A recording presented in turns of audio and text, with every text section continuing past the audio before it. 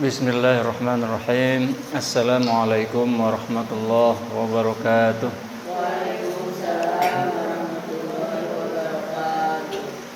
Alhamdulillahi rabbil alamin. Wassalatu wassalamu ala asyrafil anbiya'i wal mursalin Sayyidina wa maulana Muhammadin wa ala alihi wa sahbihi ajma'in wa ba'd.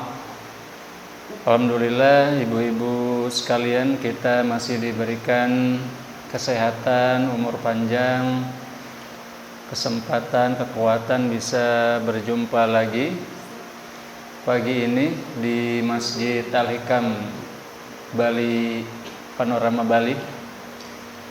Hari ini 26 Januari ya, 2025 ya. Tahun baru, semangat baru ya.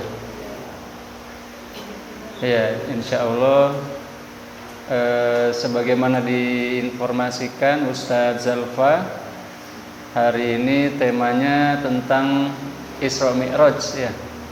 Karena dalam beberapa hari ke depan, kalau tidak salah 27 ya, 27 Januari itu kita memperingati Isra Mi'raj, tanggal 27 Rajab. Ya, jadi bulan ini bulan Rajab, insya Allah jarak antara kita dengan Ramadan ini 1 bulan ya, kurang lebih ya. Rajab, Sya'ban, Ramadan. Jadi setelah Rajab, Februari itu nanti masuk Sya'ban. Sepertinya akhir Februari ya, atau mungkin awal Maret Ramadan. Awal Maret, oh ya, awal Maret. Ya, ibu-ibu udah apal Bu ya? Tanggalnya? Oh, Masya Allah. Siap-siap. Oh iya. Siap-siap bikin ini sahur ya. Takjil. Iya. Jadi bulan Rajab, ibu-ibu sekalian, itu dia bulan haram. Ya, jadi kata Allah Subhanahu wa taala dalam Al-Qur'an, A'udzubillahi minasyaitonir rajim. Bismillahirrahmanirrahim. Inna 'iddatash syuhuri 'indallahi 12 syahran fi kitabillah minha arba'atun hurum. Jadi hitungan tahun di dalam ketetapan Allah itu ada 12 bulan. Di antara 12 bulan ada 4 bulan haram. Zalikad dinul qayyim fala tazlimu fihinna anfusakum. Itu adalah agama yang lurus, maka jangan kalian menzalimi diri kalian di dalamnya. Jadi bulan haram itu adalah bulan pertama Muharram, kemudian Rajab, Zulqa'dah, Zulhijjah. Muharram, Rajab, Zulqa'dah, Zulhijjah. Jadi kalau kita mengingatnya, gampangnya Muharram itu kan namanya aja sudah haram ya. Karena dari kata haram, Muharram itu dia bulan haram. Yang kedua Rajab. Rajab ini dia Muharram dan di dalamnya kita memperingati Isra Mi'raj. Kalau Zulqa'dah, Zulhijjah ini 2 bulan yang berurutan ya, yang di situ umat Islam bersiap-siap melaksanakan ibadah haji. Zulqa'dah, Zulhijjah. Itulah 4 bulan haram yang dalam ajaran Islam ketika kita masuk ke bulan haram, kita dilarang berperang. Tidak boleh berperang, tidak boleh menyakiti diri sendiri ya, menyakiti orang lain, dan juga ibadah di bulan-bulan tersebut lebih afdol daripada bulan lain. Selain Ramadan ya pastinya ya. Jadi yang pertama itu paling afdol itu ya menurut sebagian besar ulama dan juga berdasarkan beberapa hadis ya, itu 10 malam pertama bulan Zulhijjah. Walayalin 'ashr di surat Al-Fajr ya. 10 malam pertama bulan Zulhijjah itu menurut Nabi Muhammad afdol daripada waktu lain. Dan bahkan sebagian ulama berpendapat bahkan lebih afdol daripada Ramadan. Itu 10 malam pertama bulan Zulhijjah. Baru setelahnya Ramadan, baru setelahnya bulan haram. Nah, jadi di bulan-bulan waktu-waktu afdol ini kita diberikan motivasi ya dalam beberapa hadis itu untuk melakukan kebaikan-kebaikan. Nah, persiapan-persiapan, nah, terutama kita menjelang Ramadan gitu ya. Nah, yang mungkin sudah sekian bulan belum puasa gitu ya. Nah, kita bisa latihan puasa. Yang mungkin sudah lama tidak buka Al-Qur'an ya. Al-Qur'annya nangkring di lemari gitu ya. Sekian lama mungkin jarang dibuka. Kalau ibu-ibu sini mah kayaknya buka terus ya. Alhamdulillah ya. Ya, barangkali ada yang mungkin sudah berdebu gitu ya. Sekian bulan ditinggalkan. Iya, kita buka lagi dan lain sebagainya. Nah, termasuk latihan-latihan ibadah-ibadah sunnahnya ya kita perbanyak lagi.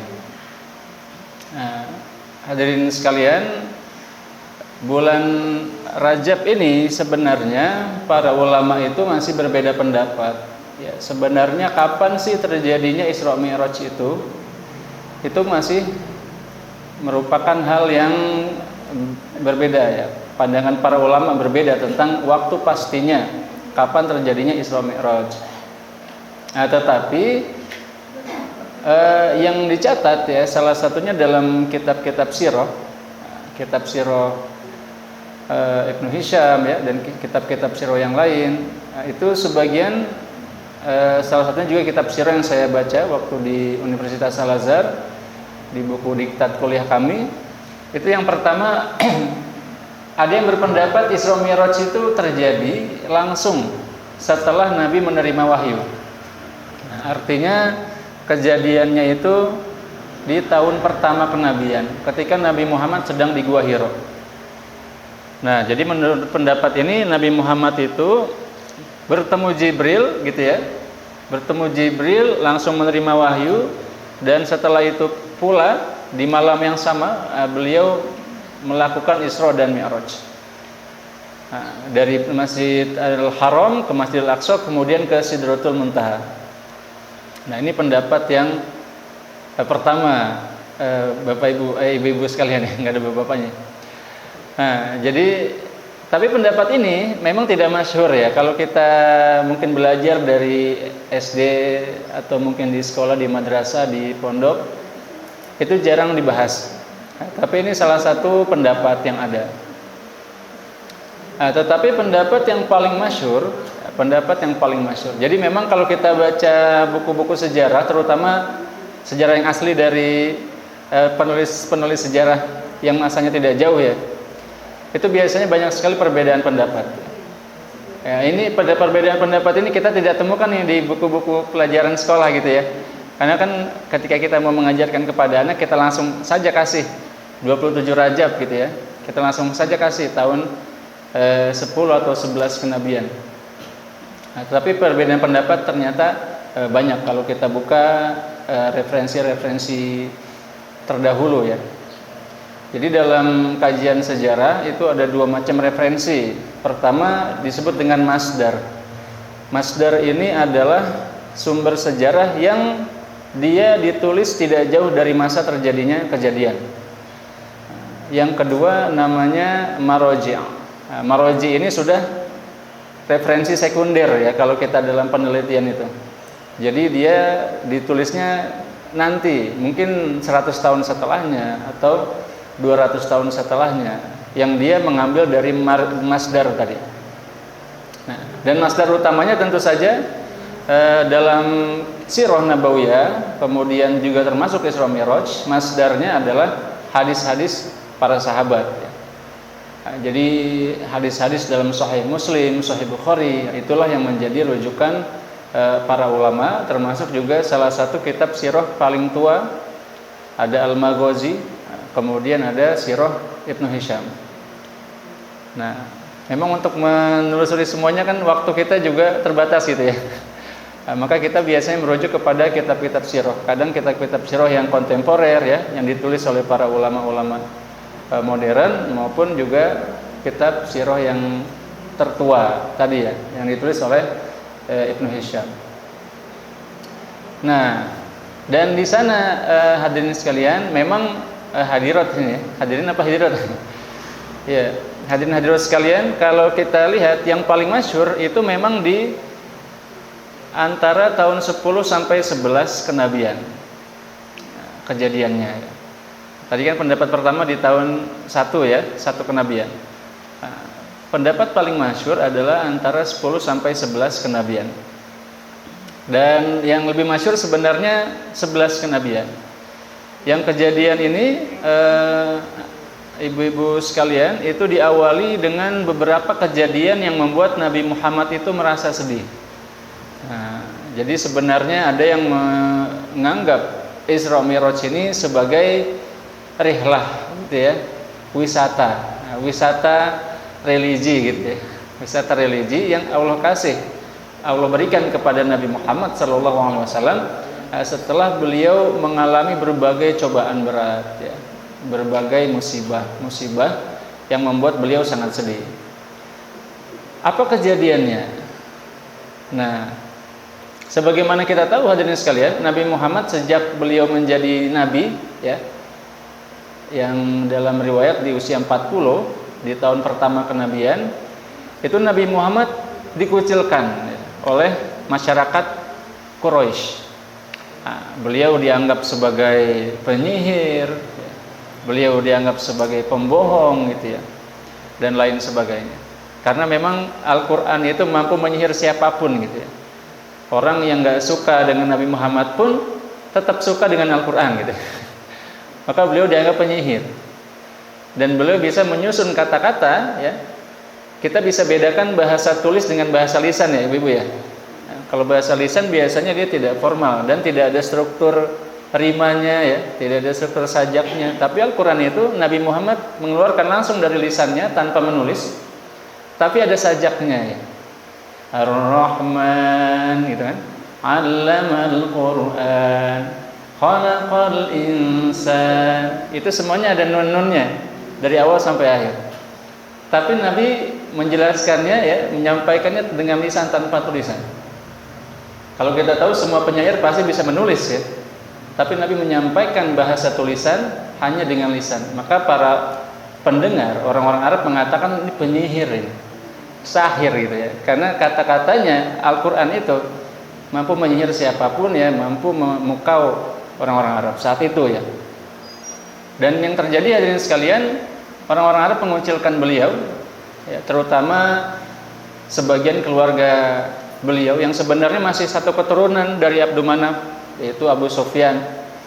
Nah, ini beliau ini bisa kita anggap sebagai pemimpin politik di Quraisy saat itu ya. Jadi sebenarnya masyarakat Arab itu saat itu tidak ada pemerintahan, nah, tidak ada raja, tidak ada presiden ya, tetapi mereka itu tergabung dalam koalisi kepala-kepala suku. Nah, kepala-kepala suku ini mereka sering berkumpul di satu tempat namanya Darun Nadwah. Nah, di sanalah mereka berkumpul. Yang di sana juga ya pemimpin paling kuatnya, paling berpengaruh namanya Abu Sufyan. Nah, Abu Sufyan pun dia sebenarnya suka sama Al-Quran ya. Jadi dalam beberapa riwayat Abu Sufyan ini kalau malam suka main ke rumahnya Nabi, tapi di luar aja, yang nggak masuk.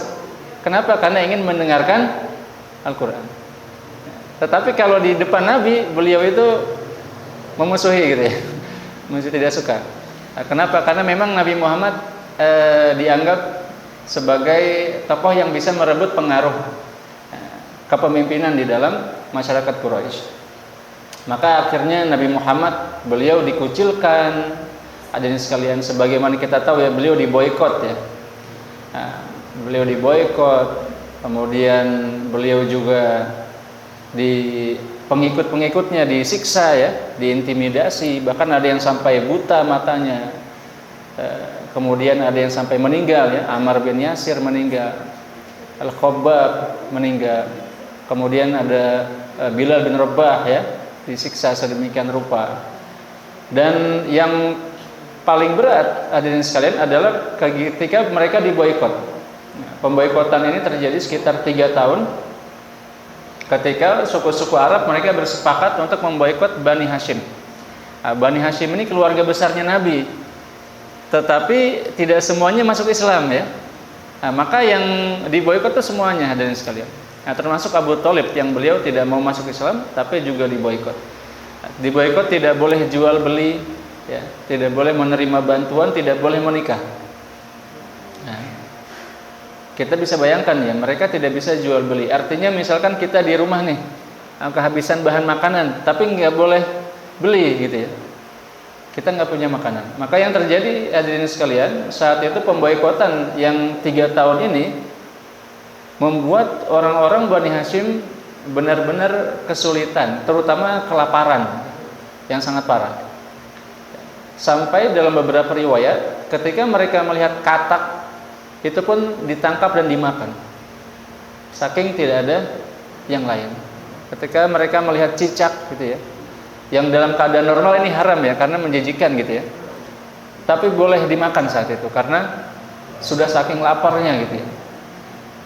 Anak-anak kecil kelaparan, jadi siapapun yang datang dari luar, mereka baru bisa dapat makanan ketika mereka keluar dari Mekah, dan itu pun sulit ya keluar. Dan di saat itulah Nabi Muhammad didukung penuh ya oleh istrinya Sayyidah Khadijah, yang menghabiskan semua hartanya. Yang kita tahu beliau ini salah satu miliarder gitu ya di Mekah saat itu. Karena kalau kita lihat kekayaan beliau ya, Nabi Muhammad saja melamar beliau itu dengan 100 unta. Nah, kalau satu unta itu 30 juta gitu ya, 30 juta kali 100 sudah 3 miliar ya. Ini maharnya Nabi ini untuk Sayyidah Khadijah. Nah, kita bisa bayangkan seperti apa kekayaannya Sayyidah Khadijah sendiri gitu ya. Dan itu hampir semuanya habis hadirin sekalian. Yang bersamaan dengan boikot itu yang begitu beratnya ya. Dan kemudian masuk ke tahun 10 kenabian. Nah, disinilah kemudian tapi nanti setelah itu 3 tahun itu, setelah 3 tahun akhirnya Nabi Muhammad dan para sahabat itu selamat ya. Karena dengan izin Allah lembaran pengumuman boikot yang ditempel di Ka'bah itu dimakan rayap. Nah, akhirnya pemboikotan berakhir. Setelah itu umat Islam bisa makan seperti biasa ya, bisa berjual beli seperti biasa. Nah, sampai kemudian masuk ke tahun 10 Hijriah. Nabi Muhammad yang selalu dilindungi oleh pamannya, paman beliau Abu Thalib itu adalah salah satu pemimpin kabilah Bani Hashim. Itulah yang membuat Nabi itu tidak disentuh oleh kafir Quraisy. Al-Khabbab, kemudian Ammar bin Yasir, itu mereka budak. Bila di Rabah mereka budak, maka mereka disiksa oleh tuannya yang kafir gitu ya, karena mereka beriman. Tapi Nabi Muhammad tidak disentuh, ya, tidak disakiti secara fisik. Kenapa? Karena mereka takut sama Abu Thalib. Nah, Abu Thalib ini pemimpin Quraisy dari Bani Hashim. Ya, sebagaimana saya sampaikan tadi, ini Quraisy ini atau Mekah ini gabungan pemimpin suku gitu ya, dalam satu koalisi. Maka ketika ada Abu Thalib, Nabi Muhammad itu dilindungi oleh Abu Thalib, oleh Bani Hashim, maka tidak ada yang berani membunuh Nabi ataupun menyakiti Nabi Muhammad SAW. Nah, dan ketika orang kafir itu mau meminta Nabi menghentikan dakwah, maka mereka melalui Abu Thalib. Ya, maka Abu Thalib lah yang akhirnya nanti bilang ke Nabi, ya sudah kamu nggak usah dakwah dulu lah gitu ya, bahasa kitanya gitu ya. Apa kata Nabi? Law wadama syamsa fi yamini wal qamaru fi yasari ala an atruka hadzal amra ma taraktuhu hatta yansurahu Allah au ahlika dun. Meskipun mereka taruh matahari di tangan kananku, mereka taruh bulan di tangan kiriku, maksudnya itu beliau digencet gitu ya, kiri dan kanan, kanannya matahari, kirinya bulan, beliau ditekan ya sampai hancur barangkali. Aku tidak akan melepaskan perintah ini, perintah dakwah ini, sampai Allah menangkan atau aku hancur karenanya. Itu jawabannya Nabi Muhammad. Dan setelah itu dalam riwayat Nabi menangis ya. Karena yang meminta itu adalah pamannya sendiri ya. Maka itu sangat menyentuh hati beliau menangis. Tetapi Nabi tidak berhenti ya, dengan ajakan Nabi tidak berhenti, dan Abu Thalib pun selalu melindungi Nabi. dalam kondisi apapun. Ya, meskipun orang-orang kafir tidak suka dengan Nabi, ya tapi beliau selalu melindungi Nabi. Sampai kemudian masuk ke tahun 10 Hijriah, hadirin sekalian, ibu-ibu sekalian, akhirnya paman Nabi meninggal. Abu Thalib meninggal dan belum sempat membaca syahadat sampai akhir hayat beliau. Beliau masih beriman dengan agamanya orang Quraisy. Ya masih menyembah berhala. Ya. Meskipun sebenarnya Quraisy sendiri, ya hadirin sekalian, ibu-ibu sekalian, kita perlu tahu bahwa tidak semuanya kafir. Bahkan Nabi Muhammad sendiri pun, beliau kan orang Quraisy ya. Sebelum beliau jadi nabi, beliau juga beriman kepada agamanya Nabi Ibrahim alaihissalam. Maka Nabi Muhammad itu meskipun beliau belum mendapatkan wahyu dari Allah ya, beliau sejak kecil ya sampai beliau menjadi nabi tidak pernah minum khamr, tidak pernah berzina, tidak pernah bersujud menyembah kepada berhala. Beliau memurnikan ajarannya Nabi Ibrahim. Nah, itu disebut sebagian sejarawan menulisnya dengan istilah Al-Hanifiyah. Al-Hanifiyah itu dianggap sebagai ajarannya Nabi Ismail dan Nabi Ibrahim. Dan pengikut Hanifiyah ini salah satunya Nabi Muhammad dan Abu Bakar As-Siddiq. Nah, maka Abu Bakar itu sama dengan Nabi, ya, tetangga dan sahabat sejak kecil ya. Dua-duanya tidak pernah menyembah berhala, tidak pernah minum khamar dan berzina, dan dua-duanya nanti jadi sahabat sampai dewasa ya. Akhirnya beliau masuk Islam. Nah, tapi Abu Bakar ini, mohon maaf, Abu Thalib ya. Abu Thalib ini beliau kafir ya, masih kafir. Dan memang dalam beberapa riwayat beliau itu meskipun kafir tapi jasanya besar ya. Sebagaimana kita tahu tadi ya, beliau melindungi Nabi. Ya, bahkan membesarkan Nabi sejak kecil ya, sejak wafatnya siapa namanya kakek beliau, yaitu Abdul Muthalib ya.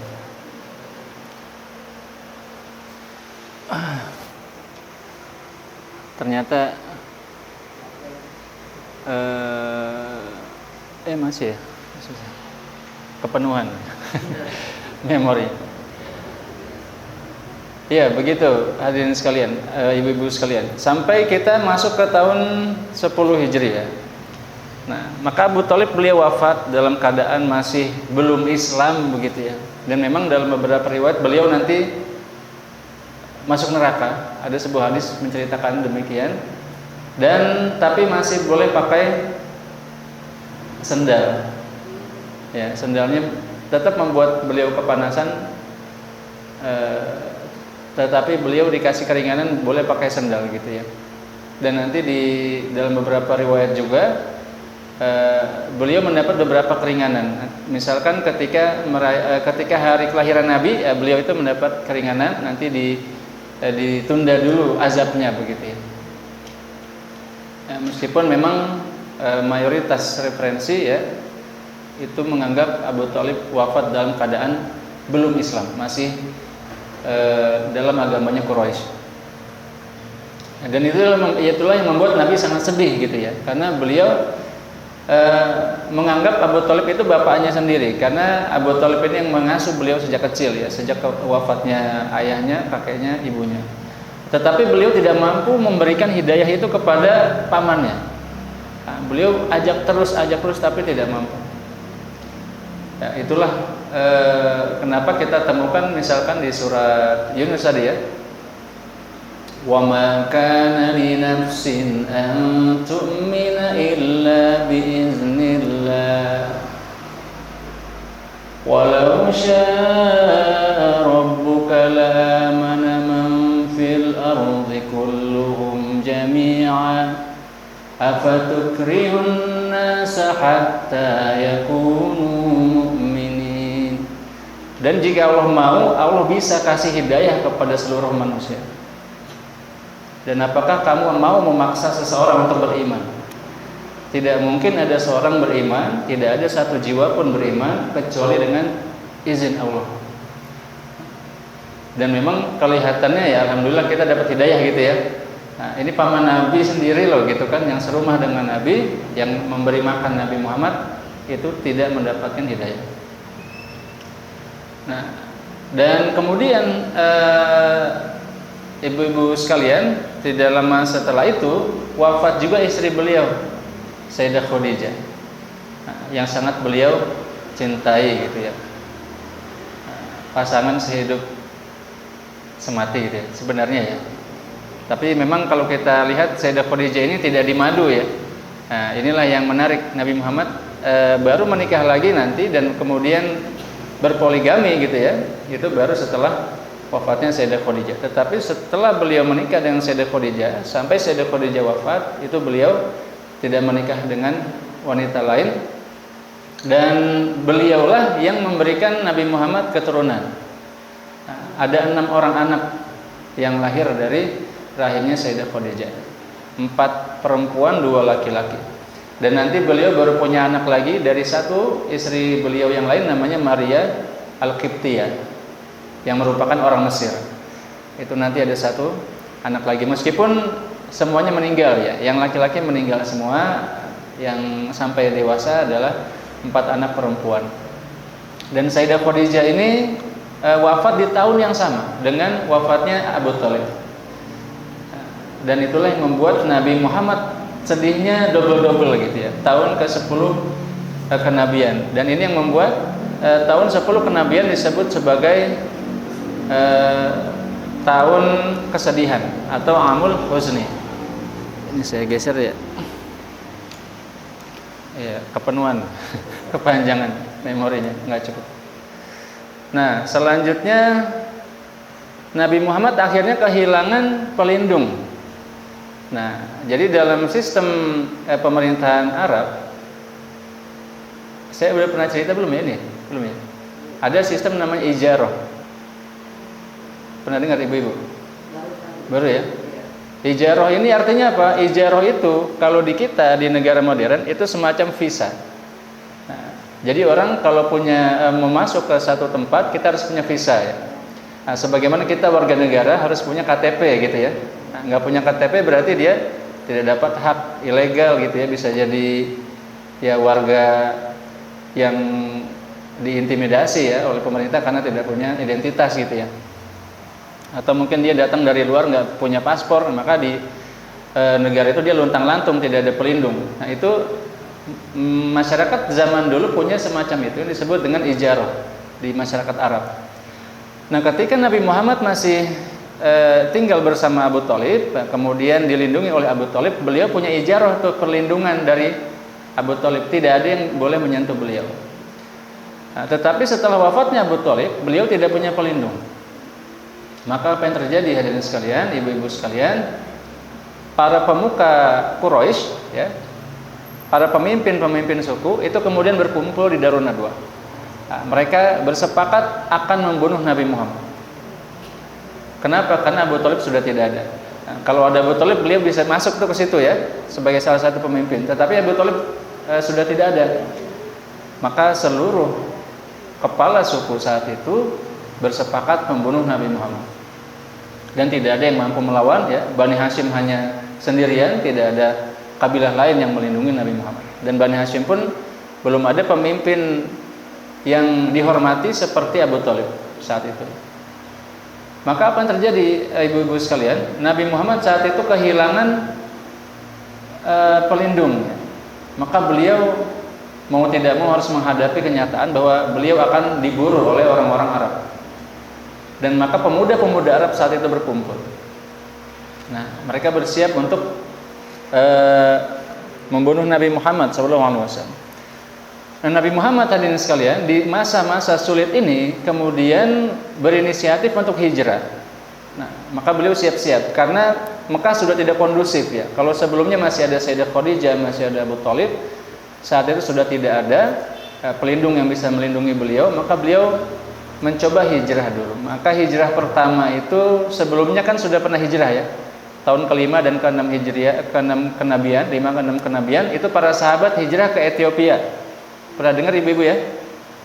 Negeri yang namanya Habasyah. Jadi tahun ke-5 kenabian itu sebagian sahabat ya, salah satunya Ja'far bin Abi Thalib, kemudian Utsman bin Affan, itu mereka hijrah ke Ethiopia. Jadi kalau kita lihat peta, Mekah itu dia lokasinya di dekat Laut Merah. Nah, jadi dari Mekah itu mereka pergi ke pelabuhan ya, kemudian naik kapal nyebrang ke benua Afrika, sampailah ke Ethiopia. Nah, tinggallah para sahabat di sana beberapa tahun, tapi Nabi tidak ikut ya. Nah, ketika Mekah sudah kondusif, maka sebagian pulang lagi. Nah, Utsman pulang lagi ke Mekah. Nah, yang kedua hijrahnya adalah Nabi mencoba hijrah ke Taif. Nah, Taif ini lokasinya tidak jauh dari Mekah. Nah, di sana kemudian Nabi berangkat, tetapi orang-orang Quraisy itu sudah mengirim utusan ke Taif. Nah, memberi kabar, kalian siap-siap nanti akan datang orang dari Mekah yang mengaku Nabi. Nah, tapi jangan percaya dia itu pembohong, dia itu penyihir gitu ya. Pokoknya di doktrin seperti itu. Maka orang-orang Taif itu sudah siap-siap. Maka ketika Nabi berangkat ke sana, itu Nabi Muhammad akhirnya ditolak. Beliau mengajak beriman, ditolak, dilempari, bahkan sampai berdarah wajah beliau yang mulia. Sampai kemudian Nabi Muhammad beristirahat di sebuah kebun, ya. Kalau ibu-ibu mungkin pernah dengar ceritanya ya, beliau beristirahat di sebuah kebun. Dan kemudian beliau ketika minum membaca bismillah gitu ya. Kemudian penjaga kebunnya melihat, oh kamu baca bismillah, nah, sepertinya ajaran kamu sama dengan ajaran saya. Ternyata si penjaga kebunnya ini pengikutnya Nabi Yunus alaihissalam. Nah, singkat cerita Nabi kemudian pulang lagi ke Mekah. Tapi ibu-ibu sekalian, kan orang Mekah tidak suka dengan Nabi Muhammad ya. Maka yang terjadi ya, saat itu kota-kota itu ada gerbangnya. Nah, beda dengan zaman sekarang ya. Kalau kita ke Mekah gerbangnya sudah tidak ada. Tapi di masa dulu kota-kota lama ya, kalau kita pergi ke Kairo lama itu mereka kotanya dikelilingi oleh pagar. Nah, termasuk kota-kota kalau kita lihat mungkin di kerajaan-kerajaan ya, sebagian mereka masih punya benteng besar. Nah, Mekah itu ada pagarnya, ada gerbangnya. Dan gerbangnya dikunci ya jadi sekalian. Nabi Muhammad nggak boleh masuk. Kenapa? Karena orang Mekah kan tidak suka dengan Nabi ya. Oh, Nabi Muhammad keluar, oh ya bagus, tidak usah kita usir, kita kunci saja dari dalam. Nabi tidak bisa masuk. Kenapa? Nabi tidak punya ijarah tadi, tidak ada pelindung, tidak ada yang bisa kasih visa. Nah, maka apa yang terjadi? Kemudian Nabi akhirnya menghubungi sahabatnya ya. Nah, jadi sebagian sahabat ada yang bisa masuk gitu ya. Kemudian mereka akhirnya melobi para kepala-kepala suku. Sampai ada satu kepala suku yang mau melindungi Nabi Muhammad, meskipun dia kafir. Akhirnya kepala suku ini bersama pemuda-pemudanya menjemput Nabi ya, membuka gerbang, membawa barisan ya. Nabi dalam perlindungan barisan itu kemudian membawa Nabi sampai ke rumahnya. Nah, dan ini nanti kepala suku inilah yang nanti ketika perang Badar itu Nabi Muhammad nanti mendapat beberapa tawanan dari suku ini kemudian dibebaskan karena kebaikan mereka kepada Nabi Muhammad. Nah, sampai situ hadirin sekalian, itu dari situlah kemudian Nabi itu sedihnya double-double ya. Beliau sudah kehilangan pamannya yang paling beliau sayang gitu ya. Kehilangan istri beliau yang paling beliau cinta. Udah gitu diusir sama orang Taif ya. Sampai Mekah dikunciin lagi gitu ya, nggak boleh masuk. Nah, beliau sudah sangat sedih gitu kan. Nah, disitulah kemudian Allah Subhanahu Wa Taala mengirim Jibril. Nah, ini kejadiannya sebagian besar seingat saya di tahun 11 Hijriah ya. Antara 10 dan 11 Hijriah. Kejadiannya di Mekah. Nabi Muhammad sedang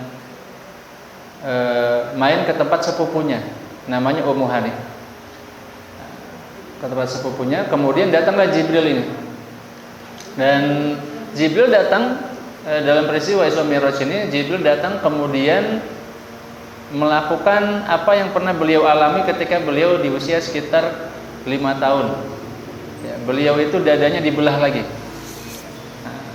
Jadi peristiwa pembelahan dada Nabi terjadi 2 kali. Pertama ketika beliau sedang dalam asuhan Halimah As-Sa'diyah, ya, sedang diasuh Halimah Sa'diyah ketika beliau usia antara 5 tahunan ya, sekitar itu. Yang kedua ketika beliau akan melakukan Isra dan Mi'raj. Itu beliau dadanya dibelah. Dadanya dibelah kemudian diambil hatinya ya. Nah, ini saya sampai sini saja menyampaikan riwayat ya, karena nanti kontroversi nih, yang diambil jantung apa hati gitu ya. Pokoknya dalam riwayat seperti itu ya. Kalau di riwayat menggunakan kata qalb.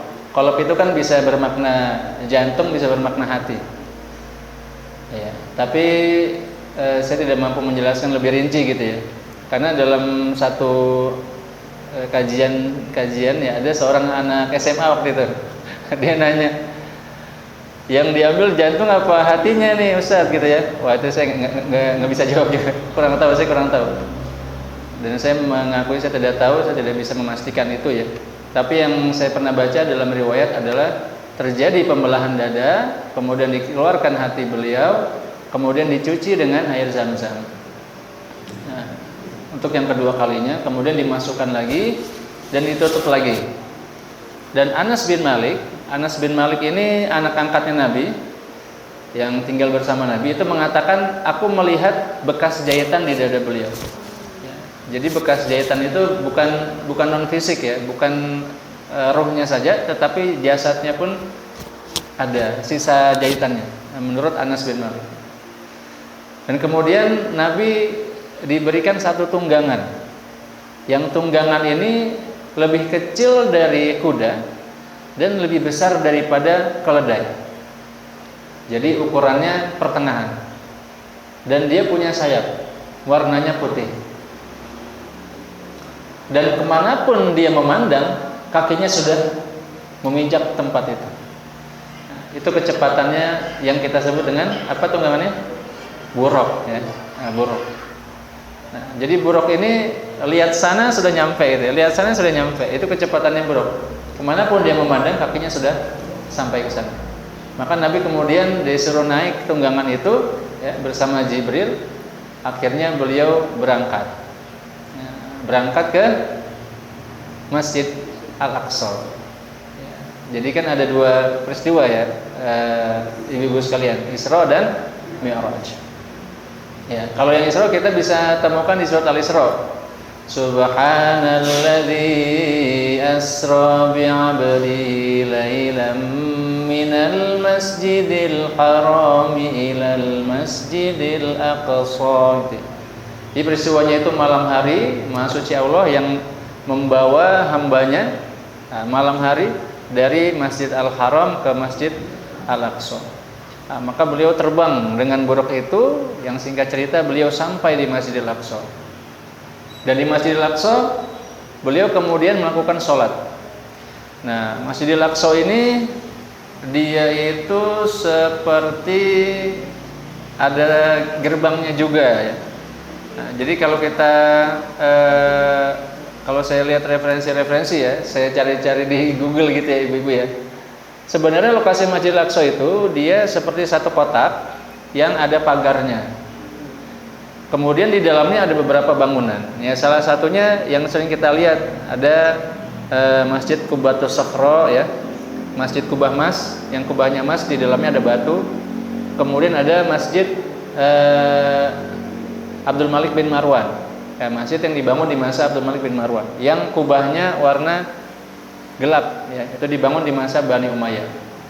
Nah, tetapi lokasi kotak itu, ya, dalam tembok Baitul Maqdis ini sudah ada memang sejak sebelum zaman Islam. Nah, disitulah Nabi kemudian turun, dan ini kiblat pertama umat Islam ya. Jadi saat itu kiblatnya bukan Ka'bah, kiblatnya ke Baitul Maqdis. Nah, 13 tahun Nabi Muhammad dan para sahabat sholat itu menghadapnya Masjid Al-Aqsa, Baitul Maqdis. Lebih lama daripada menghadap Ka'bah. Beliau menghadap Ka'bah hanya 10 tahun, tapi menghadap Baitul Maqdis 13 tahun kurang lebih. Nanti baru pindah kiblat di Madinah. Nah, ketika itu hadirin sekalian, ibu-ibu sekalian, Nabi kemudian sholat. Fasolla itu kata Nabi Muhammad SAW dalam sebuah hadis ya. Kemudian beliau bertemu para nabi. Di situ aku melihat salah satunya Isa ibnu Maryam. Kemudian aku melihat Ibrahim. Dan Ibrahim itu mirip sekali dengan aku kata Nabi Muhammad. Jadi salah satu nabi yang paling mirip wajahnya ya menurut hadis tersebut berarti Nabi Muhammad dengan Ibrahim alaihissalam. Dan dalam hadis yang lain beliau sholat dulu gitu ya, beliau sholat dulu. Kemudian setelah beliau selesai beliau melihat ke belakang gitu ya. Ternyata aku melihat seluruh nabi di belakangku. Dan nabi itu dalam sebuah hadis beliau pernah bersabda, Al-Anbiya mi'atain wa arba'un alf. Nabi itu jumlahnya 240.000 nabi. Rasul salah sumiyah wa salah satu asyar. Sedangkan Rasul 313 Rasul. Ya. Nah, lalu kemudian ada pertanyaan nih, ya, yang mungkin terpikir di pikiran kita atau mungkin nggak terpikir di pikiran ibu-ibu ya. Tapi terpikir juga di pikiran saya ketika ada seorang penceramah Syekh Al-Hanifi menjelaskan tentang kejadian ini. Sebenarnya ini para nabi bersama jasadnya atau tidak? Apakah jasad mereka saja atau hanya ruhnya gitu ya? Karena logika kita kan setelah wafat para nabi dikubur ya. Dan ini para ulama pun berbeda pendapat. Ada yang berpendapat itu ruhnya saja. Sedangkan jasad para nabi itu ya ada di makamnya masing-masing gitu ya. Dan saya rasa itu pendapat yang paling mudah diterima logika sih ya. Begitu ya. Dan setelah itu Nabi kemudian diberikan minuman. Ya, jadi ada air, ada susu, ada khamr. Saat itu khamr belum haram ya. Belum diharamkan saja, masih halal. Maka kemudian Nabi memilih susu. Nabi memilih susu. Setelah itu Nabi berangkat lagi naik ke atas. Nah, para nabinya pun akhirnya bubar ya. Para nabinya bubar, para nabinya sebagian naik lagi ke langit. Nah, ruhnya sebagian naik lagi ke langit. Dan di sana kemudian Nabi bertemu lagi dengan para nabi di langit pertama. Jadi kalau dalam hadisnya itu setiap langit itu ada penjaganya. Maka Jibril naik ke langit dunia, langit pertama. Assalamualaikum, waalaikumsalam. Antaman, ana Jibril gitu. Kamu siapa? Saya Jibril. Bersama siapa? Bersama Nabi Muhammad. Dia sudah diutus sebagai nabi? Sudah. Oh iya, ahlan wa sahlan. Selamat datang. Kemudian ketemu Nabi Adam. Wah, Nabi Adam. Dan menurut riwayat Nabi Adam ini yang paling ganteng. Meskipun semua nabi otomatis ganteng gitu ya. Tapi yang paling ganteng dalam riwayat Nabi Adam. Kenapa? Karena dia diciptakan langsung dengan tangan Allah ya. Dalam Al-Qur'an ini ya. Khalaqtuhu biyadai. Aku menciptakan dengan tanganku.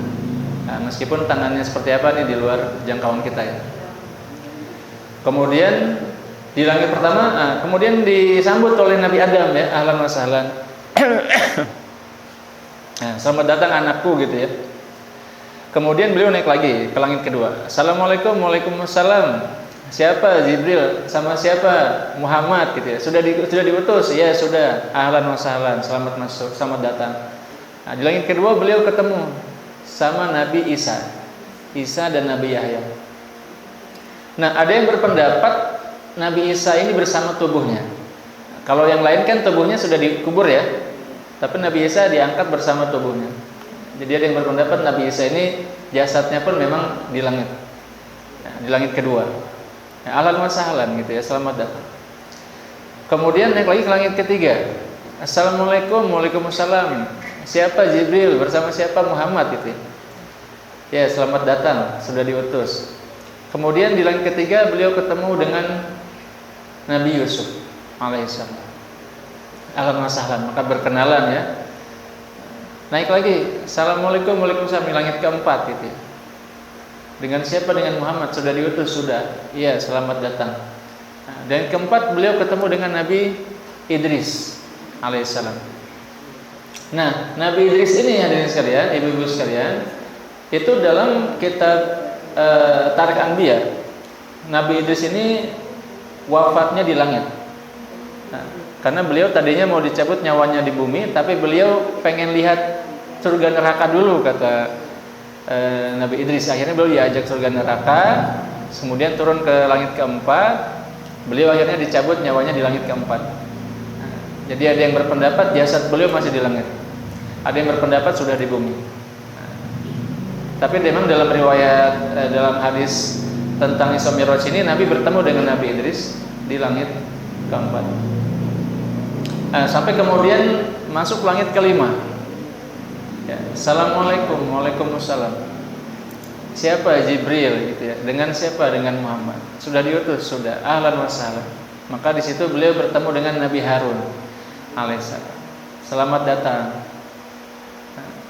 Kemudian beliau naik lagi ke langit ke-6. Assalamualaikum, waalaikumsalam. Siapa? Muhammad. Ahlan wa sahlan. Beliau bertemu dengan Nabi Musa alaihissalam. Nah, ketemu Nabi Musa, beliau akhirnya Nabi Musanya menangis. Nah, ini beda dengan yang lain ya. Dalam teks hadisnya ada nangisnya itu ya. Menangis. Apa yang membuatmu menangis? Itu kan ditanya Nabi Musa. Aku melihat bertemu Nabi yang umatnya lebih afdol daripada umatku, umatnya lebih mulia daripada umatku. Nah, beliau merasa mungkin sedih gitu ya. Ada yang lebih baik daripada beliau gitu.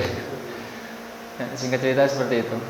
Kemudian beliau naik lagi ke langit ke-7. Assalamualaikum, waalaikumsalam. Nah, di sanalah beliau bertemu lagi ya, tadi di bawah sudah ya, bertemu lagi dengan Nabi Ibrahim alaihissalam. Nah, yang dianggap paling mirip dengan beliau ya. Ahlan wa sahlan, sama datang anak-anak soleh gitu. Nah, di sana kemudian beliau sampai ke Baitul Ma'mur. Ya, jadi Baitul Ma'mur itu seperti Ka'bahnya para malaikat. Nah, jadi kalau di dunia kita punya Ka'bah, ya, manusia-manusia yang beriman tawaf di sana, di langit juga ada Baitul Ma'mur, yang dia juga seperti Ka'bah. Di sana kemudian para malaikat bertawaf. 70.000 malaikat setiap hari masuk dan tidak keluar-keluar ya, bertambah terus. Kemudian di sana ada Sidratul Muntaha. Indah Sidratul Muntaha. Jadi kalau Isra itu ada di surat Al-Isra ya. Peristiwa Mi'raj itu ada di surat An-Najm. Wan najmi idza hawa gitu ya, dan seterusnya. Ma kadzabal fuadu ma ra'a faqad ra'a min ayati rabbihil kubra. Saya agak lupa ya ayatnya ini karena dulu pernah hafal tapi jarang diulang ya Ibu ya. Nah, di situ Nabi Muhammad melihat indah Sidratul Muntaha, indah Jannatul Ma'wa.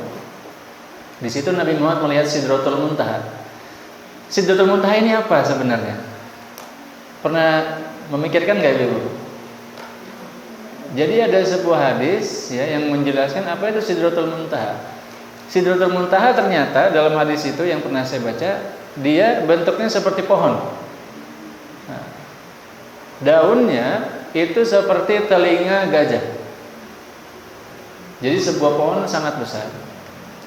Dan disitulah ada Jannatul Ma'wa. Nah, disitulah ada surga. Nah, di situ juga Nabi Muhammad kemudian menyaksikan bentuk aslinya Jibril alaihissalam. Dan ya malaikat, kalau dalam Al-Quran malaikat itu kan sayapnya ada yang 4, ada yang 2, ada yang 6 ya. Nah, tetapi di hadis yang saya baca ibu-ibu sekalian, Jibril ini besar sekali gitu ya. Nah, besar sekali, sebagaimana kalau kita lihat Nabi Muhammad kan beliau kaget ya ketika pertama kali melihat wujud asli Jibril di dalam Gua Hira. Itu Jibril memenuhi semua pandangan beliau. Nah, dan dalam sebuah hadis saya baca itu ada yang menyebutkan malaikat ini sayapnya bisa ribuan gitu, termasuk Jibril. Nah, tapi dalam konteks ini saya tidak tahu pasti jumlah sayapnya ya. Dan kemudian Nabi Muhammad SAW akhirnya beliau di situ bertemu langsung dengan Allah Subhanahu Wa Taala. Lalu pertanyaan selanjutnya nih yang ditanyakan oleh para sahabat dan juga kita semua bertanya ya. Dan ini sebenarnya proses pertemuan Allah dengan Nabi Muhammad itu juga kita coba ulang dalam sholat kita. Karena dalam sholat kita baca tahiyat ya. At-tahiyatul mubarakatus sholawatut thayyibatu lillah. Assalamu alayka ayuhan nabiyyu wa rahmatullahi wa barakatuh. Itulah salam Allah kepada Nabi Muhammad. Assalamu alayka ayuhan nabiyyu wa rahmatullahi wa barakatuh. Kemudian kita membaca lagi kan assalamu alayna wa ala ibadillahi sholihin. Jadi sejatinya ketika kita sholat itu kita mengulang kembali peristiwa Mi'raj. Maka Nabi Muhammad dalam sebuah hadis mengatakan as-sholatu mi'rajul mu'min. Sholat itu mi'rajnya orang beriman. Kita pun seolah-olah terbang bertemu Allah gitu ya dalam sholat kita, sebagaimana yang dialami Nabi Muhammad SAW. Dan di situ Nabi bertemu Allah Subhanahu Wa Taala. Nah, pertanyaan selanjutnya, kemudian Sayyidah Aisyah pernah penasaran nih ibu-ibu ya, beberapa sahabat. Salah satunya Sayyidah Aisyah, kemudian nanti ada hadis lagi dari Abu Dzar Al-Ghifari. Nabi melihat Allah apa enggak sih gitu ya.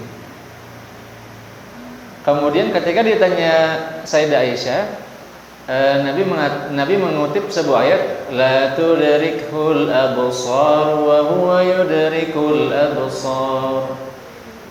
Dia tidak bisa digapai, tidak bisa dicapai oleh pandangan, tapi dia mencapai, bisa menguasai seluruh pandangan. Nah, itu zat Allah dalam ayat itu ya. Artinya dengan jawaban ayat ini Nabi ingin mengatakan Nabi tidak melihat Allah dalam konteks fisik ya, tidak melihat, tapi bertemu dan berkomunikasi. Kemudian Abu Dzar bertanya juga ini ya, dalam hadis yang lain nih Abu Dzar bertanya juga, apakah engkau melihat? Apa yang kau lihat ketika Mi'raj itu kan di hadapan singgasana Allah? Nah, kemudian Nabi mengatakan nurun anna ara. Aku hanya melihat cahaya. Nah, bagaimana aku melihatnya? Itu jawaban Nabi Muhammad.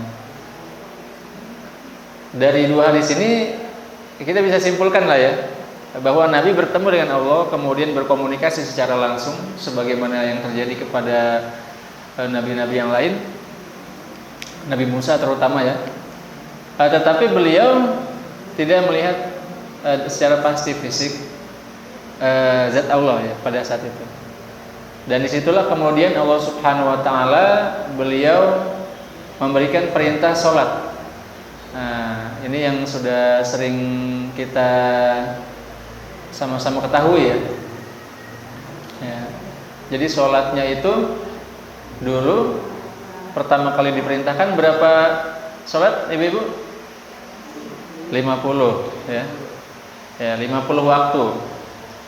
Nah, sehari semalam 50 waktu. Jadi kalau kita bayangkan 50 kali ya banyak juga gitu ya. 5 kali aja kelewat melulu ya. Luar biasa gitu kan. 50. Nah, maka di riwayat selanjutnya di hadis tersebut Nabi turun ya, Nabi menerima, otomatis kan menerima ya, namanya perintah dari Allah kan nggak mungkin ditolak. Beliau turun. Nah, sampai lagi ke langit ke-7 ketemu Nabi Ibrahim, langit ke-6 ketemu lagi Nabi Musa. Kata Nabi Musa apa? Kaum kamu tidak akan mampu naik lagi. Minta keringanan. Salit takfif kata Nabi Musa. Oh ya udah, Nabi naik lagi ke atas minta keringanan, takut nggak sanggup kaumnya gitu kan. Diturunkan ibu-ibu jadi berapa? Jadi 40.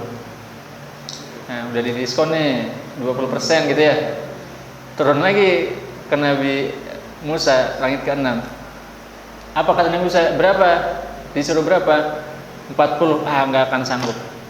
Minta keringanan, kata Nabi Musa. Minta keringanan, ya balik lagi sana balik. Akhirnya Nabi balik lagi. Minta keringanan 40, didiskon lagi ibu-ibu. 50%. Jadi berapa? 20. Kira-kira sanggup kan nih ibu-ibu? Masih banyak ya? Turun lagi ke Nabi Musa, ditanya lagi, berapa yang diwajibkan? 20, kebanyakan. Minta keringanan lagi. Naik lagi ibu-ibu.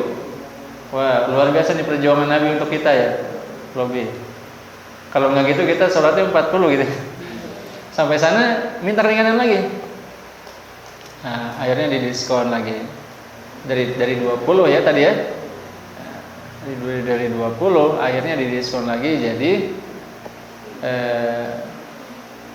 50, 40, 20, 10. 10. Udah dikit nih sebenarnya ya. Turun lagi ke Nabi Musa. Berapa? 10. Kebanyakan, minta lagi keringanan. Naik lagi Ibu. Sampai kemudian dari 10 jadi 5. Turun lagi ke Nabi Musa, disuruh minta diskon lagi. Keberapa? 5. Naik lagi minta keringanan. Kata Nabi, ini udah didiskon banyak nih. Naik lagi saya malu, kata Nabi. Akhirnya ya udah. Kemudian ada yang suara mengatakan, sholat kalian 5, tapi dari setiap sholat Allah berikan pahala senilai 10 kali sholat. Maka kita sholatnya 5, tapi pahalanya di sisi Allah ya, menurut riwayat tersebut setara 50 kali sholat. Nah, sebagaimana dalam surat Al-An'am juga ya, man jaa'a bil hasanati falahu 'asyru amsalihha. Barang siapa melakukan satu kebaikan, maka baginya 10 kali lipat dari pahala itu. Maka kita mendapatkan pahala 50 kali sholat, meskipun kita sholatnya hanya 5 waktu ya. Maka sebisa mungkin jangan sampai kita tinggalkan meskipun 1, karena nilainya adalah 10. Ya, itu adalah riwayatnya. Kenapa kita sholatnya 5 gitu, sehari? Padahal tadinya 50 ya. Itu luar biasanya perjuangan Nabi Muhammad ya dalam perintah ini. Ini saya kepanjangan nggak Ibu? Nggak ya?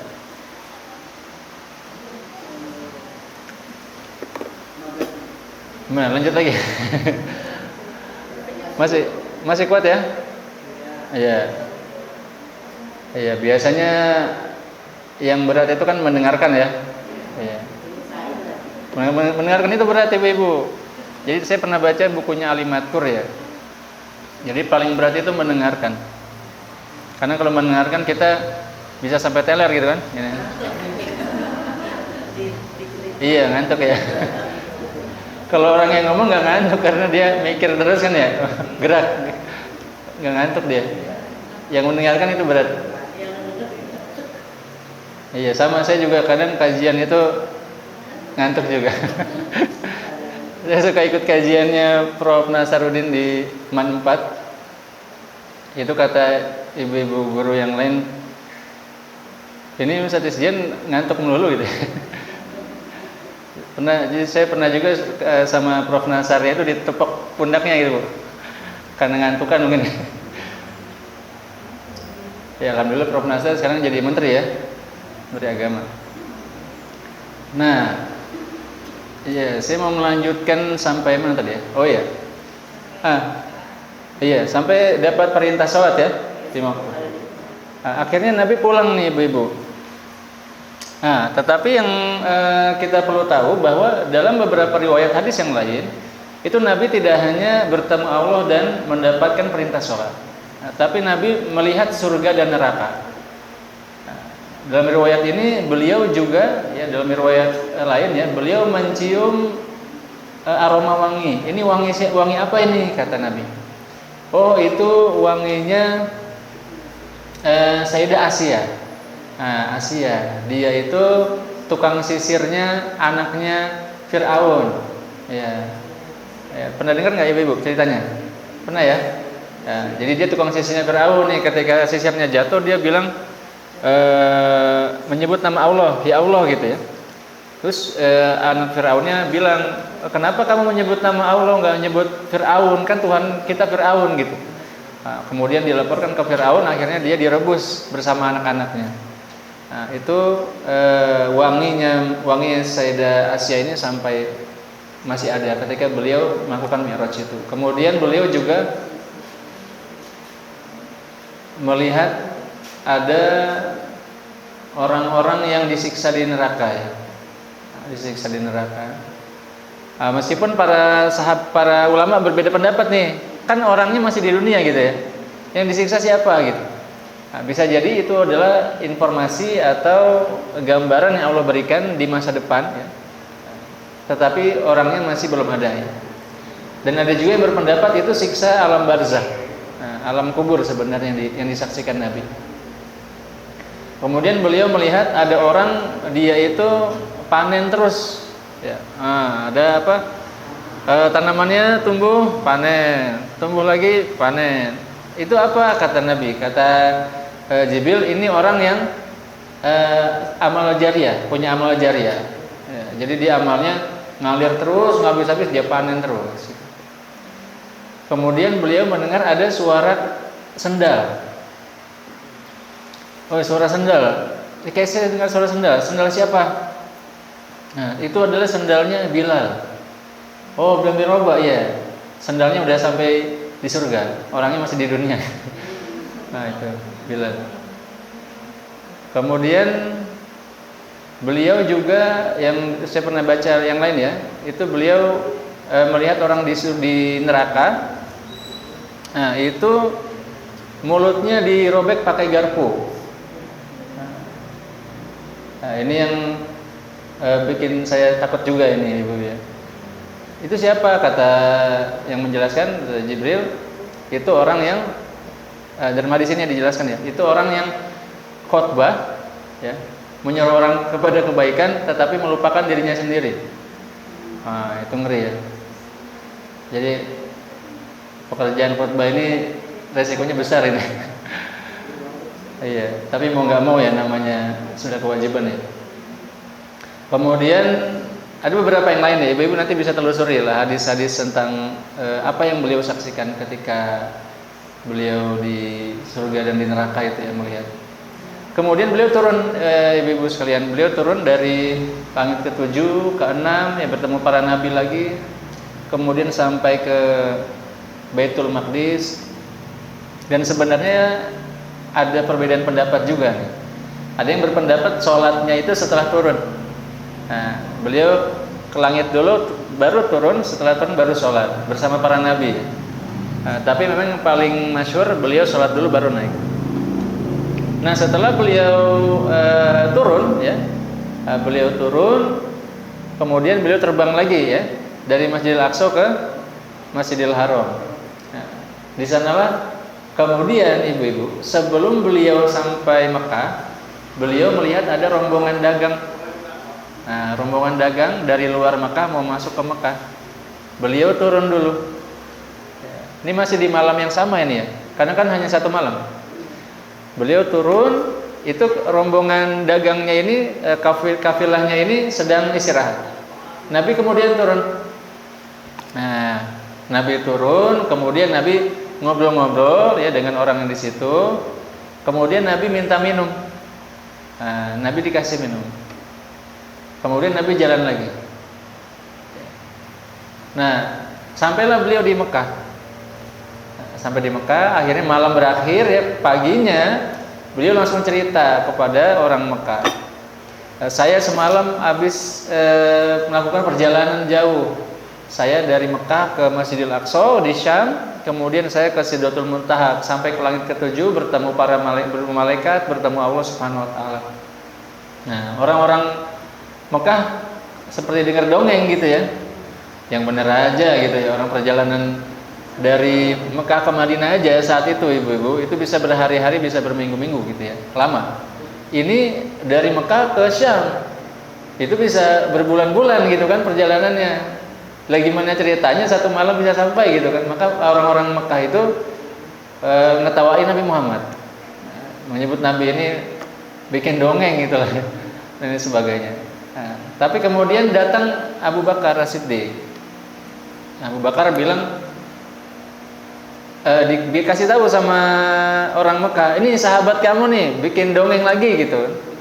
Apa ceritanya? Kemudian Nabi menceritakan bagaimana beliau sampai ke Masjidil Aqsa. Kemudian Abu Bakar coba ceritakan seperti apa kondisi Baitul Maqdis.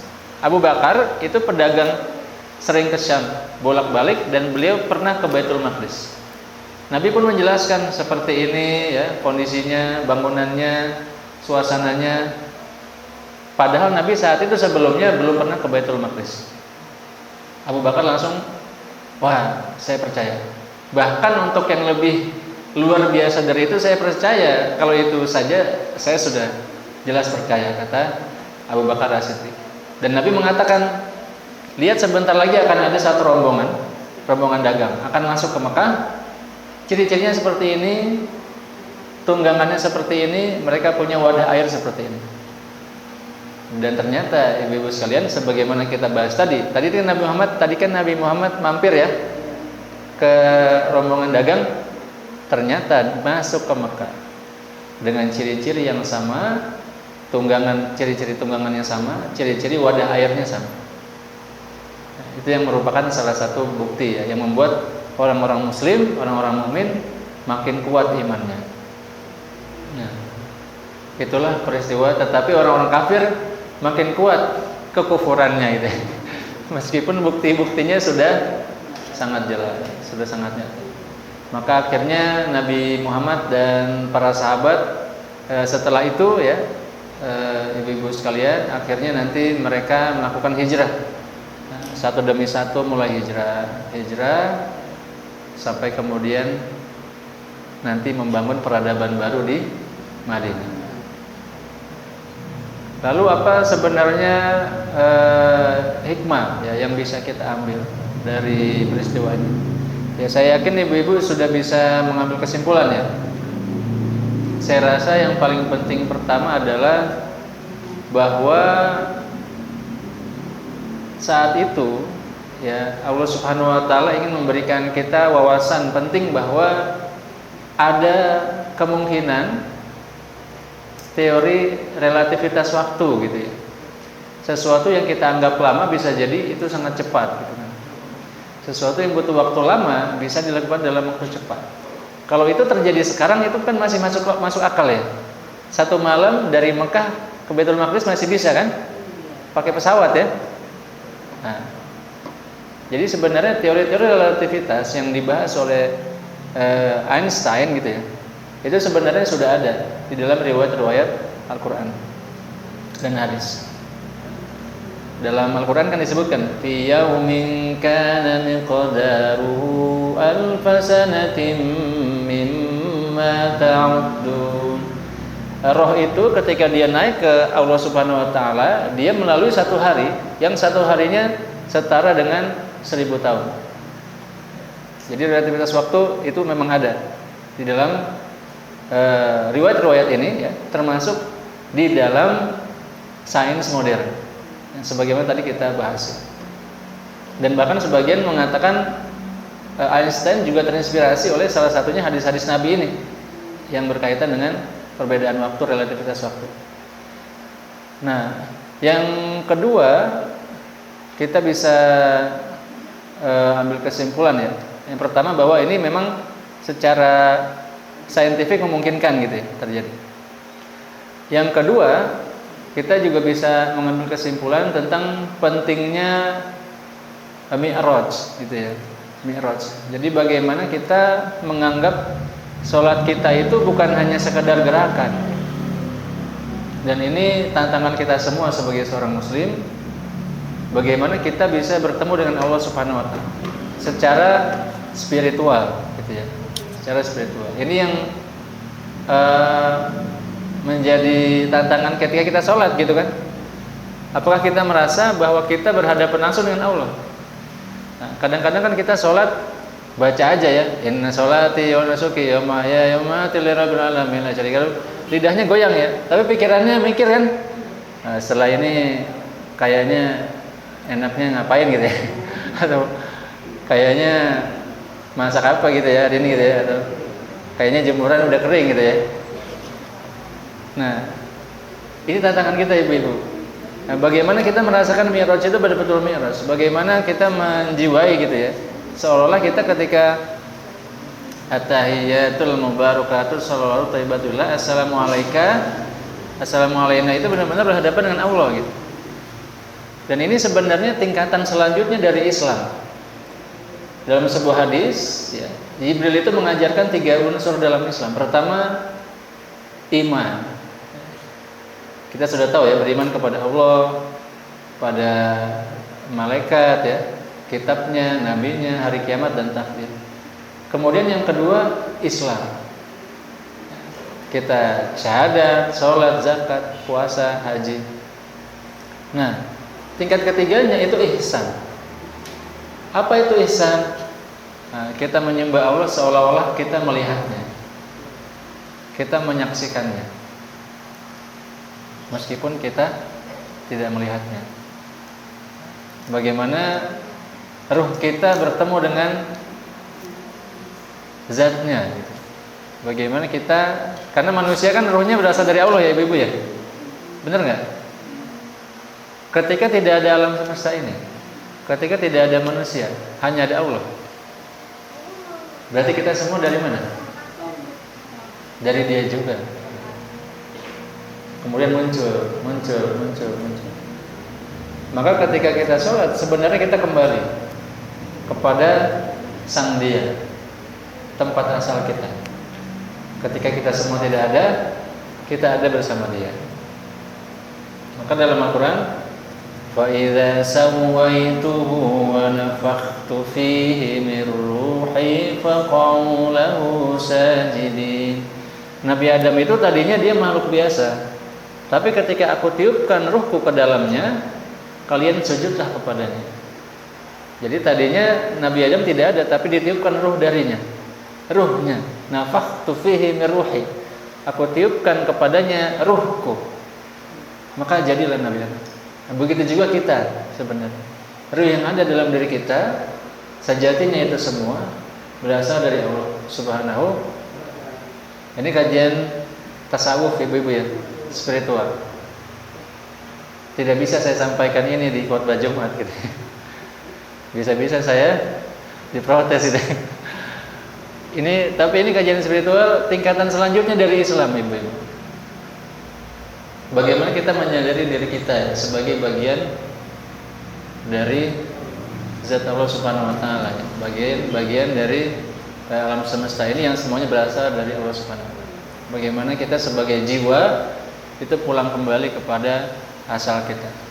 Dan saat itu bisa kita lakukan, kita merasa diri kita menghadap zat Allah Subhanahu wa taala, saat itulah kita merasakan yang disebut dengan khusyuk tadi. Wa innaha lakabiratun illa 'alal khashi'in alladzina yadhunnuna annahum mulaqu rabbihim wa annahum ilaihi raji'un. Dan sungguh salat itu berat kecuali untuk orang-orang yang khusyuk. Khusyuk itu makna aslinya ibu-ibu tunduk. Nah, tunduk. Ya. Tapi seringnya kita nggak tunduk gitu ya. Kita gerak aja gini kan, sujud aja. Tapi hati kita tuh nggak tunduk gitu, nggak sepenuhnya berserah gitu. Nah ini yang jadi tanggung jawab kita sebenarnya sebagai individu ya. Bagaimana kita bisa tunduk? Dijelaskan dalam ayat itu, yang tunduk itu siapa? Orang yang merasa bahwa dirinya bertemu dengan Tuhan. Allazina yazunnuna annahum mulaqu rabbihim. Yang menyadari, merasakan bahwa dia bertemu dengan Tuhan. Dan sesungguhnya dia akan kembali kepadanya. Nah, ini adalah nilai spiritual yang harusnya ada dalam sholat, yang tidak diajarkan nih di dalam kelas gitu ya, tidak akan ditulis dalam buku, tetapi perlu diajarkan kepada kita semua sebenarnya.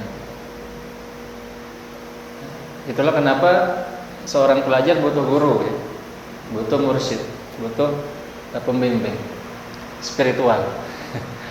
Spiritual dalam konteks positif ya, bukan spiritual dukun gitu ya. Tapi ini spiritualitas yang sangat penting dalam Islam. Karena itu disebutkan dalam hadis, ihsan an ta'budallaha ka'annaka tarahu. Kau sembah Allah seolah-olah engkau menyaksikannya, seolah-olah engkau bertemu langsung dengannya. Saya rasa ini spirit yang penting begitu. Dan logikanya ibu-ibu ya, kalau kita sudah bertemu Allah, kan nggak ada yang lebih penting dari itu gitu ya. Dan artinya semua masalah kita sudah tidak lagi ada artinya, karena kita sudah bertemu dengan Allah Subhanahu. Dan saat itulah sebenarnya kita bisa curhat tuh ibu-ibu ya. Ya Allah, ini duit tinggal segini misalkan gitu ya. Ya Allah, ini anak kok susah banget gitu misalkan ya. Ya Allah, ini kok ekonomi sulit misalkan ya. Ya Allah, ini kok ujian sulit ya, dan lain sebagainya. Nah, saat itu sebenarnya Allah ada ya untuk kita. Tapi kita sering tidak bertemu dengan Allah ketika sholat. Nah ini tantangannya nih.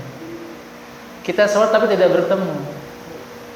Kenapa? Karena kita tidak merasakan pertemuan itu. Dan saya kadang baru sadar ini ketika mungkin ibu kadang merasakan juga mungkin ya. Kadang di awal, kadang di akhir gitu ya. Jadi pikiran kemana-mana baru sadar rakaat kedua, ketiga gitu. Atau baru mau selesai baru sadar gitu. Harusnya dari awal padahal gitu ya. Maka tantangan ada sebuah buku bagus ibu-ibu, judulnya Pelatihan Sholat Khusyuk. Nah, Pelatihan Sholat Khusyuk, bukunya Abu Sangkan. Ini saya sangat rekomendasikan kalau ibu-ibu mau mendalami sholat khusyuk ya, sampai sangat dalam. Bukunya Abu Sangkan, Pelatihan Sholat Khusyuk. Nah, ini dulu bukunya sempat viral ya. Mungkin ibu-ibu ada yang pernah dengar nggak? Belum ya? Nah, itu bagus sekali bukunya ibu-ibu. Apa kata Abu Sangkan? Jadi saat kita sholat itu seharusnya, jadi kan otak manusia ada kiri kanan. Otak kiri itu fokusnya kepada hafalan, bacaan, memori tulisan.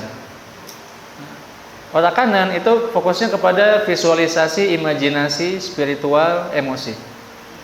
Ketika kita sholat yang terjadi nih, ya, Allahu Akbar gitu kan. Ini lidah kita ngeluarin hafalan nih, ya. Takbiratul ihram ya, kemudian doa iftitah ya, Al-Fatihah, surat-surat pendek. Otak kanan ini ngambang nih ya, mikirin kerjaan, mikirin tanggung jawab, tanggungan gitu ya, mikirin jemuran ya, utang ya. Otak kanan itu bu. Nah harusnya gimana? Harusnya idealnya nih ya, idealnya saja kadang sulit ya ibu ya, sama berat juga. Idealnya itu lidahnya membaca hafalan. Ini visualisasi kepada Allah di hadapan kita gitu. Itu yang ideal gitu. Di hadapan kita sudah Allah gitu. Nah, kita imajinasikan Allah. Seolah-olah kita melihatnya. Ka'annaka tarahu kata Nabi. Seolah-olah engkau menyaksikannya. Nah, itulah yang bisa membuat kita merasa bertemu. Jadi otak kanannya ke sana gitu ya. Jangan kemana-mana, ke sana gitu. Saksikan Allah sampai akhir. Nah, kalau itu terjadi ibu-ibu, kata Abu Sangkan, itulah kita merasakan sesuatu yang seolah kita tersambung. Ya. Ada komunikasi spiritual di situ. Merasa benar-benar berkomunikasi langsung dengan zat Allah. Perasaan tersambung ini, kata Abu Sangkan, yang dia sebut sebagai khusyuk. Saat itulah ibu-ibu, kata Abu Sangkan, kita tanya apapun Allah akan jawab. Kita minta, Allah bisa menjawab, merespon. Nah, itulah kenapa orang-orang beriman gitu ya, ketika sulit mereka sholat gitu. Ini ada sebuah kisah nyata diceritakan oleh syekh saya, Syekh Said Harun. Jadi dalam sebuah rombongan ini mereka mau masak gitu ya, tapi nggak ada garam. Butuh garam, cari garam, keliling-keliling cari, udah cari ke mana-mana nggak dapat. Kata syekhnya apa? Sholat, kamu sholat, minta sama Allah. Nah, sholat dia ibu, sholat ya, sholat minta sama Allah. Nah, nggak lama kemudian ketemulah garam, ya, dapat garam. Ya, saya lupa apakah ada yang datang atau dia nyari lagi dapat. Nah, saya pribadi pernah juga nih ibu, ini kisah nyata ya, pengalaman pribadi ya, mungkin ibu pernah ngalamin juga. Jadi saya ngilangin flash disk teman saya. Teman saya itu marah banget ya, marah banget. Pokoknya flash disknya ini ada data penting yang dia nggak bisa buat lagi gitu. Saya udah pusing kemana-mana, saya cari ke semua kontakan saya waktu di Kairo, nggak ketemu gitu ya. Ya udahlah, sholat aja lah, ikutin ilmunya Said Harun itu, kali aja ketemu ya. Saya sholat ya ibu. Saya pikirin ya Allah ini di mana flash disknya gitu kan, di mana flash disknya. Selesai sholat ibu, flash disknya di hadapan saya, nggak jauh dari saya sholat di depan itu. Oh kok dia di sini gitu ya? Saya nggak tahu itu apakah emang jatuh di situ atau Allah bawa ke situ gitu ya? Saya nggak tahu itu. Pokoknya ketemu tuh hari itu selesai saya sholat pas langsung. Nah, jadi itu sebenarnya spiritualitas Islam tuh di situ gitu ya. Bagaimana kita berkomunikasi langsung dengan Allah Subhanahu Wa Taala. Ketika kita bertemu, nah itu kita bisa berkomunikasi. Maka Abu Sangkan membuat buku lagi yang judulnya Allah Menjawab Sholat Saya.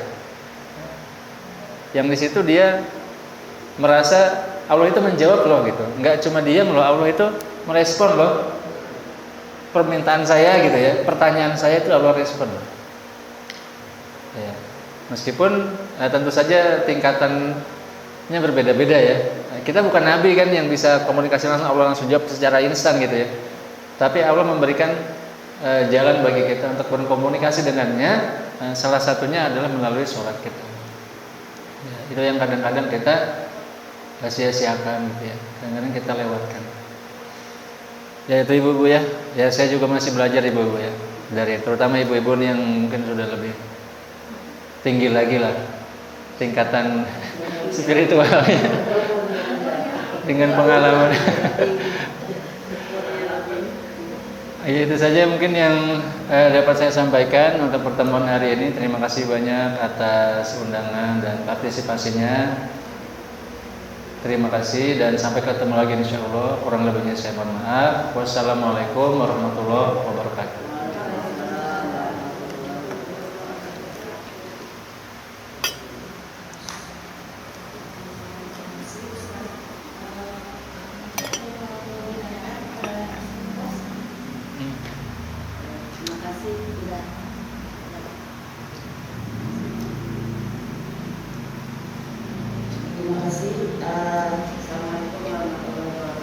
Waalaikumsalam. Tadi yang menjadi pikiran saya ketika Pak Ustadz bilang kita ini kan dari Allah gitu ya. Kita saja gitu, misalnya saya kasih barang misalnya, Bu ini buat ibu, terus barangnya itu disia-siakan, kita yang punya kan marah ya, udah dikasih, udah dijaga lagi, belum tentu juga bisa beli gitu kan. Nah apa itu juga Allah itu kepada kita dikasih ruh, ternyata kehidupan kita ini tidak kita gunakan dengan hal yang memang sesuai apa yang jadi arahan dia gitu. Dan juga banyaknya kejadian-kejadian sekarang, misalnya bencana alam, ketika itu tanah menjadi lumpur atau tanah kebanjir, apa yang lumpur, kebakaran segala macam. Apakah itu juga merupakan efek dari kita ini sudah dikasih amanah menjalani hidup dengan baik, kok kamu tidak gunakan dengan sebaik-baiknya? Apakah itu bagian dari itu Pak Ustadz? Kalau kita lihat dari sekarang kayaknya makin hidup itu makin sulit Pak Ustadz, harus segala macam kejadian. Nah itu Pak Ustadz yang menjadi pemikiran saya. Demikian. Ya, terima kasih Bu atas pertanyaannya. Ya saya rasa itu termasuk ya. Yang kita lihat baru-baru ini kan yang di Los Angeles itu ya. Los Angeles itu. Kalau kita lihat, saya lihat juga beberapa video di YouTube. Yang pertama, 2 hari sebelumnya itu Donald Trump mengatakan saya akan menjadikan Timur Tengah sebagai neraka gitu kan. Dan gak lama juga sebelumnya, sebelum kejadian itu ada ini kayak semacam acara pemberian anugerah kepada artis-artis Amerika. Itu ada voting gitu ya, ada semacam survei. Orang-orang itu kebanyakan berterima kasih kepada siapa? Nah, kebanyakan berterima kasih kepada sutradara, kru ya, kemudian kepada keluarga. Nggak ada yang berterima kasih kepada Allah, kepada Tuhan. Nah, kemudian pembawa acaranya mengatakan, ya mungkin Los Angeles ini negara tanpa Tuhan katanya.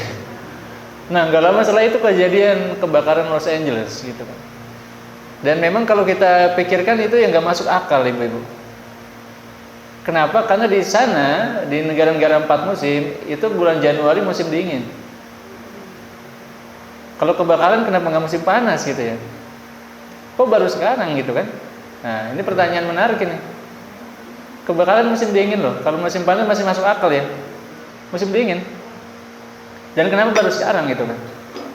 Dan kalau kita lihat memang ya itu bisa dikatakan ya bagaimana bisa gitu ya, kalau bukan karena kehendak Allah Subhanahu wa taala. Tapi mungkin orang-orang materialis ya, ateis itu mengatakan, itu mah bencana aja gitu ya. Tapi kok nggak di tempat lain gitu? Kan banyak kota lain.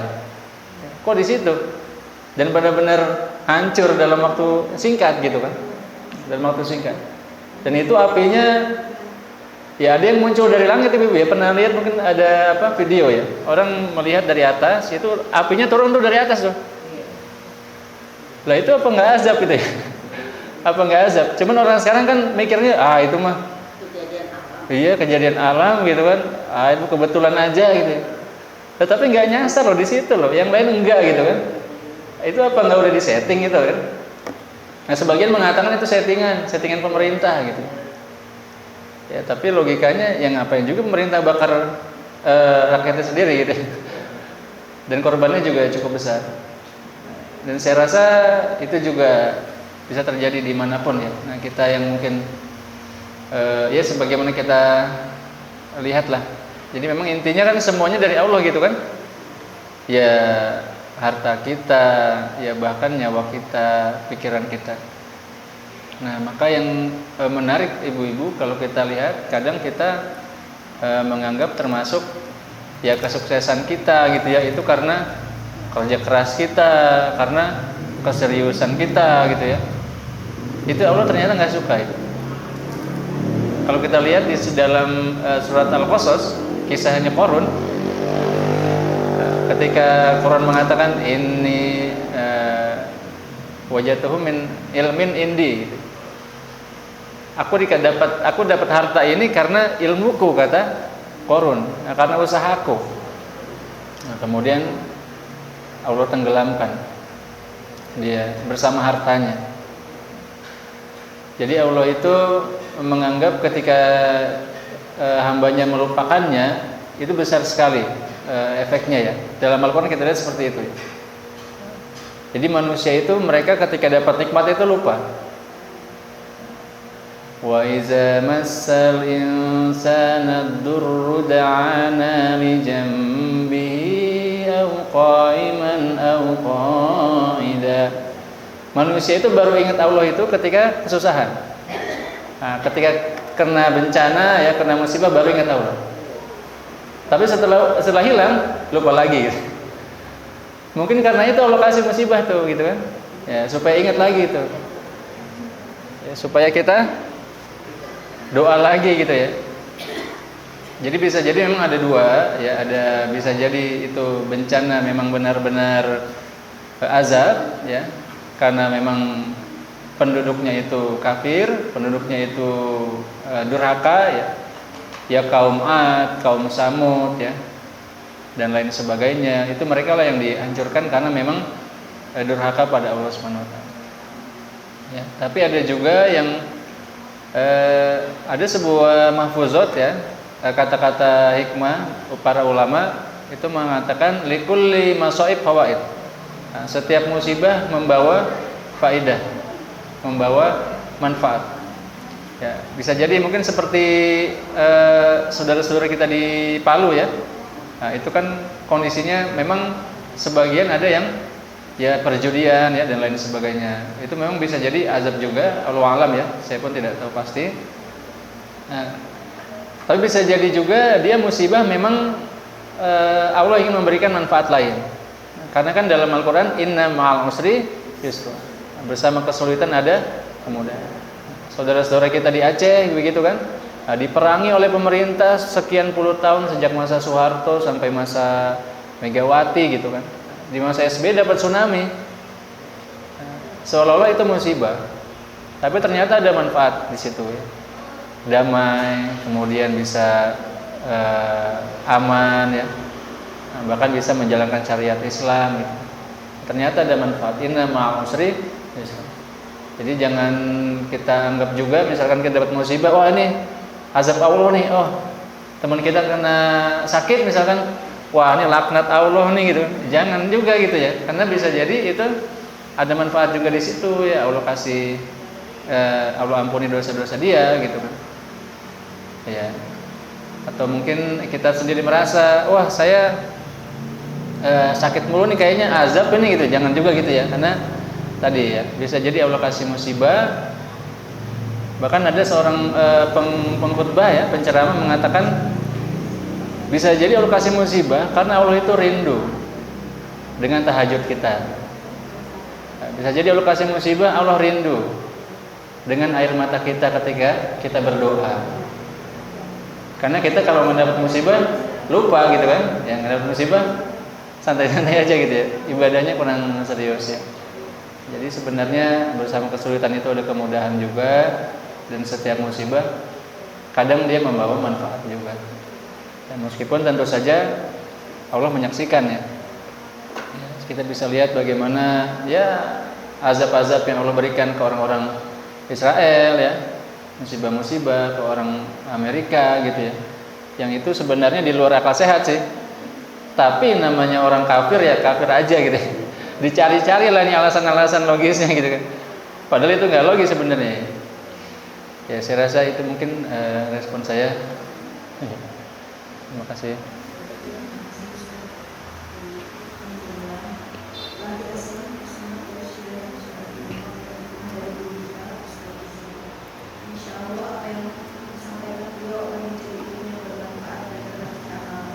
Amin rabbal alamin.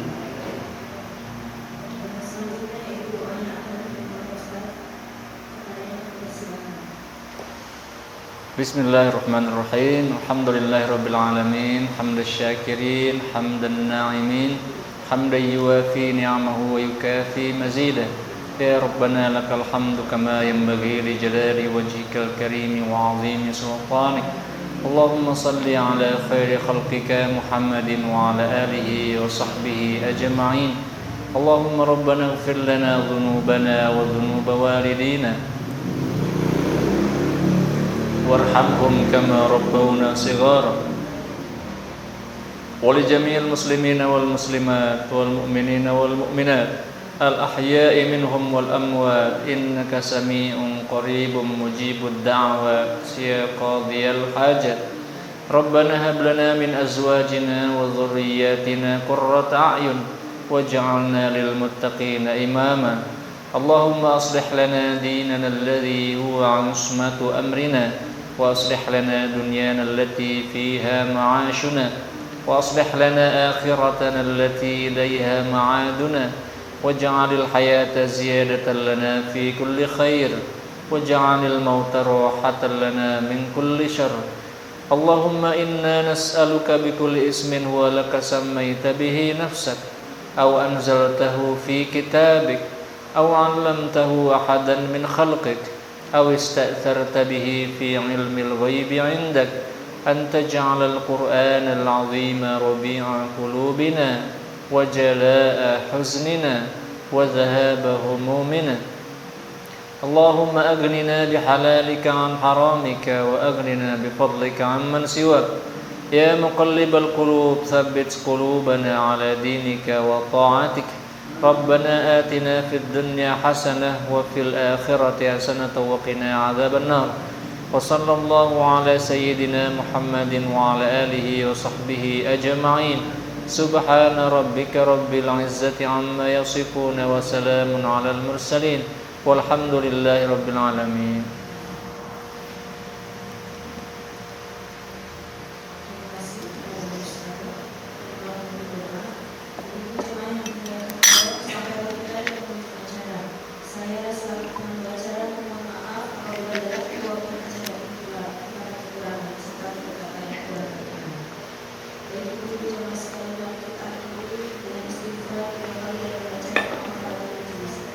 Astagfirullahaladzim. Astagfirullahaladzim. Astagfirullahaladzim. Wa bihamdika asyhadu an la ilaha illa anta astaghfiruka wa atubu ilaik. Waalaikumsalam warahmatullahi wabarakatuh.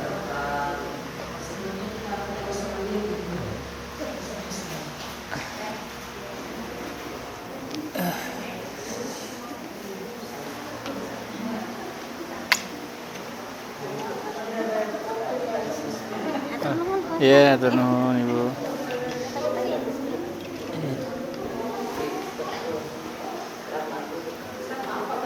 Ya.